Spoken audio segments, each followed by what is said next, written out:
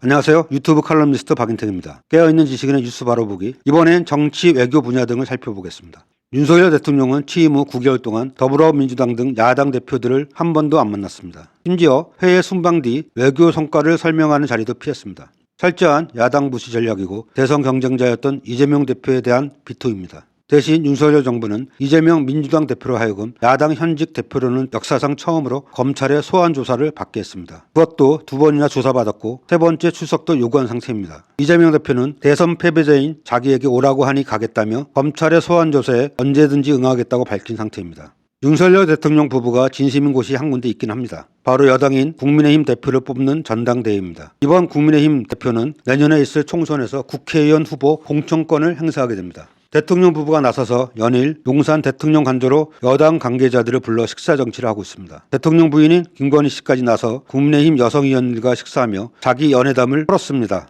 관저 정치에 앞서 정적 죽이기에 나서기도 했습니다. 유승민 전 의원의 지지율이 가장 높게 나오자 전당대회 룰에 대해 문제 제기를 해 아예 룰을 바꿨습니다. 그 다음에도 김기현 의원이 1등을 못하고 나경원 전 의원이 1등으로 앞서 나가자 대통령실 비서실장까지 나서 망신 주기 등을 하며 전당대회에 출마하지 못하게 했습니다. 2명의 낙마에도 안철수 의원이 1등으로 치고 나오자 대통령직 인수위원회 위원장까지 한 안철수 의원을 반윤이라고 윽박지르고 있습니다. 대통령의 실언으로 순방 리스크라는 말이 나오고 있습니다. 바이든 날리면 발언부터 시작해 이라는 형제국은 UAE의 적이라는 발언까지 외교 문제가 됐습니다. 이라는 이에 강력히 반발했습니다. 타일 중국을 선언하며 대중국 수출이 급감했습니다. 북한과는 대결 구도로 일관하고 있습니다. 예컨대 북한 무인기 5대가 용산 비행금지구역까지 날아올 때까지 모르더니 뒤늦게 눈에는 눈, 이에는 이식으로 무인기 3대를 북한으로 보내 유엔 사령부로부터 경고를 받기도 했습니다. 북한은 물론 우리까지 정전협정을 위반했다는 경고로 결국 쌍방 위반으로 북한 무인기에 대해 국제적으로 어떤 대응도 못하게 됐습니다.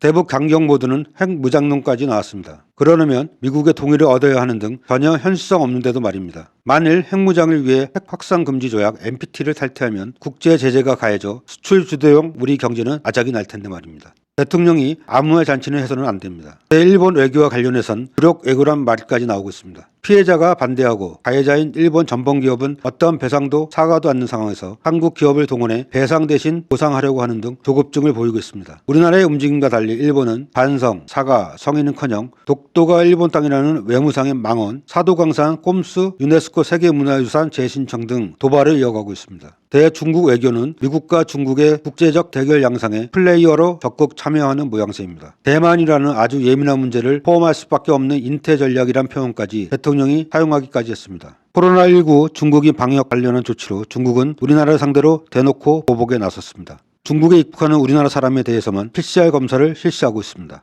3번에 걸쳐 살펴보니 윤석열 대통령은 어떤 것 같습니까? 인텔리TV였습니다.